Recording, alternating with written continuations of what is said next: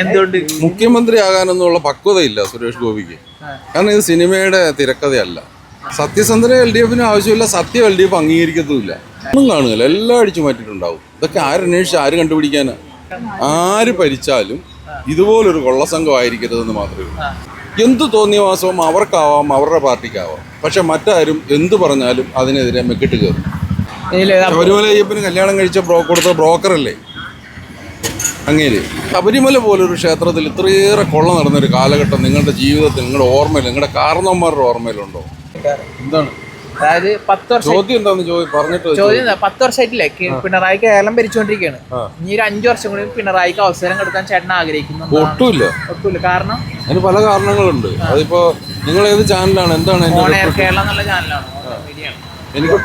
എനിക്കൊട്ടും താല്പര്യമില്ല. അതിന് പല കാരണങ്ങളുണ്ട്. അത് വിശദമായി പറയണ്ട, ഒറ്റ വാക്കിൽ പറയാൻ പറ്റില്ല. ഒറ്റ വാക്കിൽ എന്തായാലും താല്പര്യം ഇല്ല എന്ന് മാത്രമേ പറയൂ.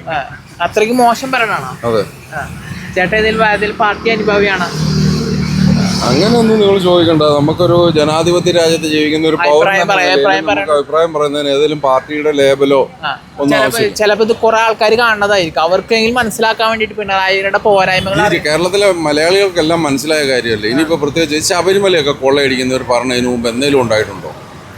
അങ്ങനെ പറഞ്ഞ ഏതെങ്കിലും ഒരു ജനാധിപത്യ സർക്കാരിന്റെ കാലത്ത് നിങ്ങൾക്ക് കേട്ടുകേഴ്വിയിലും ഉണ്ടോ ശബരിമലയിൽ ഇതുപോലെ കൊള്ള നടന്നത്? ബാക്കിയൊക്കെ ഖജനാവ് കൊള്ളയടിക്കുന്നതൊക്കെ സർവ്വസാധാരണമാണ്. അതെല്ലാവരും കൈയിട്ട് വരും. പക്ഷെ ശബരിമല പോലൊരു ക്ഷേത്രത്തിൽ ഇത്രയേറെ കൊള്ള നടന്നൊരു കാലഘട്ടം നിങ്ങളുടെ ജീവിതത്തിൽ, നിങ്ങളുടെ ഓർമ്മയിൽ, നിങ്ങളുടെ കാരണവന്മാരുടെ ഓർമ്മയിലുണ്ടോ? ഇല്ലല്ലോ. അതൊന്നും എനിക്ക് അംഗീകരിക്കാൻ പറ്റത്തില്ല. അത്രയേ ഉള്ളൂ എൻ്റെ കാര്യം. അത്രയും കുറെ ഭയങ്കര മോശമായ ആൾക്കാരാണ് BLDF പ്രതിനിധി ഇരിക്കുന്ന ആൾക്കാർ. അവരുടെ ഭരണത്തിന് കീഴിൽ അവർ വെച്ച് ദേവസ്വം ബോർഡിലെ ഉദ്യോഗസ്ഥന്മാർ പിന്നെ മാനത്തുനിന്ന് പൊട്ടി വീണു. അയ്യപ്പൻ നിയമിച്ചതാണ് അവിടുത്തെ ദേവസ്വം ബോർഡ് ഉദ്യോഗസ്ഥരെ, അല്ലല്ലോ. ഈ ഗവൺമെൻറ് നിയമിച്ചതല്ലേ. തെറ്റ് ചെയ്യുമ്പോൾ അത് തെറ്റാണെന്ന് അത് ഉൾക്കൊള്ളാൻ പറ്റാത്ത ഒരു ഗവൺമെൻറ്റാണ് സംസ്ഥാനം ഭരിക്കുന്നതെങ്കിൽ അവരെ അപ്പം തന്നെ കാതി പിടിച്ച് പുറത്താക്കണ്ടേ? ഇപ്പം തന്നെ അവരെല്ലാം പിന്നെ അന്വേഷണത്തിന് കീഴിൽ കുറ്റവാളികളാണെന്ന് ആരോപിക്കപ്പെട്ടിരിക്കുന്ന ഒരു സമയത്ത് പോലും അവരെ രാഷ്ട്രീയമായി സംരക്ഷിക്കുകയല്ല ചെയ്യുന്നത്. അല്ലാതെ അവർക്കെതിരെ ഞങ്ങൾക്ക് ഇതുമായി ഒരു ബന്ധമില്ലെന്നൊന്നും തള്ളിപ്പറഞ്ഞിട്ടില്ല. ആ കൊള്ളയെ ന്യായീകരിക്കുക ചെയ്യുന്നത്. ഇത് ശബരിമലയിലെ മാത്രം കാര്യം. ദേവസ്വം ബോർഡിന് കീഴിലുള്ള കേരളത്തിലെ ഏതെങ്കിലും ഒരു ക്ഷേത്രത്തിൽ ഇനി വിലപിടിപ്പുള്ള എന്തെങ്കിലും മുതലുണ്ടാകുമെന്ന് വിശ്വസിക്കുന്നത്, ക്ഷേത്രത്തിൽ ദൈവം ഉണ്ടെന്ന് വിശ്വസിക്കുന്നവരുടെ അന്ധവിശ്വാസം മാത്രമാണ്. ഒന്നും കാണുകയില്ല, എല്ലാം അടിച്ചു മാറ്റിയിട്ടുണ്ടാവും. ഇതൊക്കെ ആരന്വേഷിച്ച് ആര് കണ്ടുപിടിക്കാനാ? ഇതുപോലൊരു കൊള്ളസംഘം കേരളം ഭരിച്ചൊരു കാലഘട്ടം ഉണ്ടോ? കൊള്ളസംഘമാണ് പിണറായി സർക്കാർ. തീർച്ചയായിട്ടും.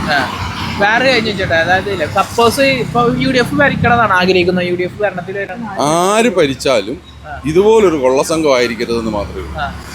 അത് ഇനി ഇടതുപക്ഷത്തിന്റെ വേറൊരു ഗവൺമെന്റ് വന്നാലും കുറച്ചുകൂടിയൊക്കെ പിന്നെ ജനാധിപത്യം നിലനിൽക്കുന്ന ഒരു ഗവൺമെന്റ് വന്നാലും കുഴപ്പമില്ല.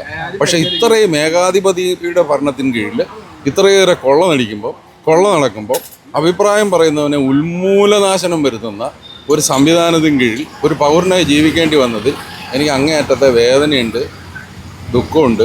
ഇനി അത് സംഭവിക്കരുതെന്ന് ആഗ്രഹമുണ്ട്. എൻ്റെ പിൻഗാമികൾ ഈ സമൂഹത്തിൽ ജീവിക്കുന്നില്ലേ? മനുഷ്യൻ്റെ ഇത്രയും സ്വാതന്ത്ര്യം, ആവിഷ്കാര സ്വാതന്ത്ര്യത്തെ ഇത്രയധികം അടിച്ചമർത്തിയ ഒരു പ്രസ്ഥാനമായി.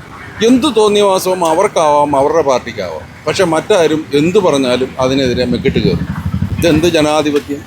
അതിനോട് എനിക്ക് യോജിപ്പില്ല. അത് തന്നെ കാര്യം.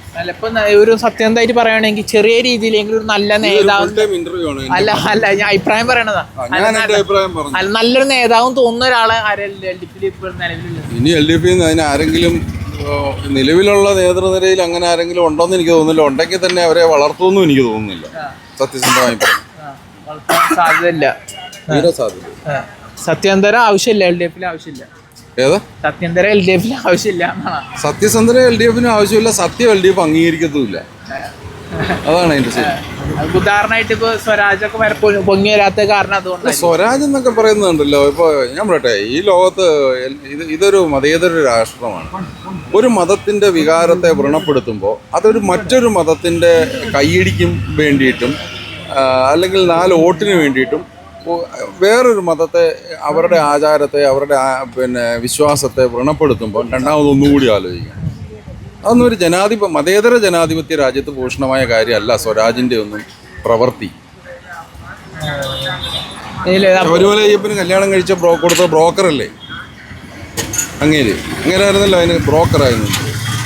പിന്നെ ശബരിമല പിന്നെയും പിന്നെ മാളികപ്പുറത്തിൻ്റെ കല്യാണത്തിന് ബ്രോക്കറായി നിന്നത് സ്വരാജല്ലേ. അതുകൊണ്ടാണല്ലോ അത്രയും തെളിവ് സഹിതം കൃത്യമായി പുള്ളി അവതരിപ്പിച്ചത്. അതൊക്കെ ഒരു ലക്ഷക്കണക്കിന് ആളുകളുടെ വിശ്വാസത്തെ കത്തി കുത്തി ഇറക്കുന്നതാണ്. രണ്ടാമതൊന്നുകൂടെ ആലോചിക്കണം. ആവേശത്തിൻ്റെ പുറത്ത് ഒരു മൈക്ക് കൈ കിട്ടുമ്പോൾ മുമ്പിൽ കുറേ അനുയായികളുണ്ടെന്നും കണ്ട് അടിമകളുണ്ടെന്നും കണ്ട് ആരുടെയെങ്കിലുമൊക്കെ വികാരത്തിൽ വ്രണപ്പെടുത്തുമ്പോൾ ആലോചിക്കണം. ജനാധിപത്യത്തിൽ അതിനൊക്കെ തിരിച്ചടി ഉണ്ടാകുന്നു. അത്രയേ ഉള്ളൂ, വേറെ കാര്യമൊന്നുമില്ല. വേറെ ഒരു ചോദ്യം കൂടി, അതായത് ഇപ്പോൾ സപ്പോസ് UDF ഭരണത്തിൽ വരികയാണെങ്കിൽ ആരായിരിക്കും നയിക്കുക UDF? അതൊക്കെ UDF തീരുമാനിക്കും. UDF എല്ലാവരും നേതാക്കന്മാരാണ്. അതുകൊണ്ട് തന്നെ അവരതിനകത്ത് താരതമ്യേന മെച്ചപ്പെട്ട ഒരാളിനെ അവർ തിരഞ്ഞെടുക്കും. അതിനകത്തൊന്നും നമുക്ക് അഭിപ്രായം പറയാൻ എന്താ അവകാശം?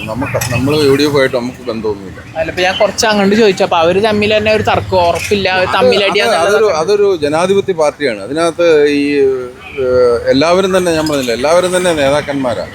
അപ്പോൾ എല്ലാവർക്കും ഓരോ പദവികളിൽ എത്തണമെന്ന് ആഗ്രഹമുള്ളവരാണ്. അതുകൊണ്ട് അവരവരൊക്കെ അവരവരുടെ പദവിയെക്കുറിച്ച് പറയും. പക്ഷേ ഒരു മുഖ്യമന്ത്രി ഇതിനു മുമ്പും UDF കേരളം ഭരിച്ചിട്ടുണ്ട്. ആദ്യമായിട്ടല്ല UDF ഭരണത്തിൽ അല്ലെങ്കിൽ തെരഞ്ഞെടുപ്പിനെ നേരിടുന്നത്.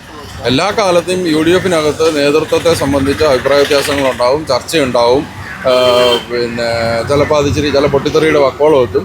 പക്ഷെ അതിനൊക്കെ സമവായത്തിൽ എത്തിക്കാനായിട്ട് ആ പാർട്ടിക്കകത്ത് സംവിധാനമുണ്ട്. അവരത് എത്തിച്ച് അവസാനം ആരെങ്കിലുമൊക്കെ അതിനകത്തൊരു ഒത്തുതീർപ്പെന്ന നിലയിൽ ഒരാളെ മുഖ്യമന്ത്രിയെ തിരഞ്ഞെടുക്കും. ഞാനോ? ഞാൻ പറഞ്ഞല്ലോ, എനിക്കൊരു രാഷ്ട്രീയവും ഇല്ല.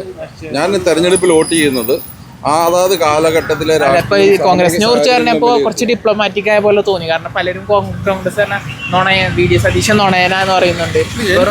ഞാൻ പറയട്ടെ, രാഷ്ട്രീയത്തിൽ നുണ പറയാത്ത ആരുമില്ല. രാഷ്ട്രീയത്തിൽ സത്യം മാത്രം പറയുന്നവരുമില്ല. അതുകൊണ്ട് തന്നെ തൽക്കാലത്തെ നിലനിൽപ്പിന് വേണ്ടിയിട്ട് ജനങ്ങളെ തെറ്റിദ്ധരിപ്പിക്കാൻ വേണ്ടിയിട്ട് എല്ലാവരും ഈ നുണയും ഉടായ്പൊക്കെ എല്ലാവരും പറയും. അതെല്ലാ രാഷ്ട്രീയക്കാരും പറയും. അത് ഇടതെന്നോ വലതെന്നോ BJP എന്നോ അങ്ങനെയൊന്നും ഉള്ള വ്യത്യാസമൊന്നുമില്ല. അപ്പോൾ ഇപ്പോഴത്തെ നേട്ടത്തിന് വേണ്ടിയിട്ട് അവരതിന് വേണ്ടിയിട്ട് അവരുടെ സാമൂഹിക മാധ്യമങ്ങളും അവരുടെ അണികളെയൊക്കെ ഉപയോഗിച്ച് പറയുന്ന നുണകൾ ആവർത്തിച്ച് പറയിപ്പിച്ച് സത്യമാണെന്ന് തോന്നലുണ്ടാക്കിയൊക്കെ ചെയ്യും. അതിനിടയിൽ കൂടെ തന്ത്രപരമായിട്ട് അതിൻ്റെ ശരിയത് തെറ്റേതെന്ന് ബോധ്യപ്പെടേണ്ടത് ഓരോ പൗരൻ്റെയും ഉത്തരവാദിത്വമാണ്. നമുക്ക് വേണം ശരിയും തെറ്റും, ആരെന്തൊക്കെ പറഞ്ഞാലും ശരി, ഏതാണ് ശരിയെന്നും ഏതാണ് തെറ്റെന്നും മനസ്സിലാക്കി പ്രവർത്തിക്കാനുള്ള വിവേകബുദ്ധി നമുക്കില്ലെങ്കിൽ നമ്മൾ മനുഷ്യരാണെന്ന് പറയുന്നതിൽ കാര്യമില്ല.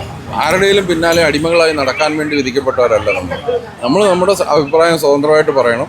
നമ്മളുടെ അഭിപ്രായത്തിനനുസരിച്ച് നമുക്ക് വോട്ട് ചെയ്യാം. അത് ആർക്ക് വോട്ട് ചെയ്യാം. ഇപ്പോൾ ഞാൻ ഇത്രയും പറഞ്ഞെന്ന് കണ്ട് ഞാൻ ഇടതുപക്ഷത്തിൻ്റെ ഒരു സ്ഥാനാർത്ഥിക്ക് വോട്ട് ചെയ്യാൻ കഴിയില്ല. ഞാൻ ഈ പഞ്ചായത്ത് തെരഞ്ഞെടുപ്പിൽ 3 സ്ഥാനാർത്ഥിക്ക് വോട്ട് ചെയ്തയാളാണ്.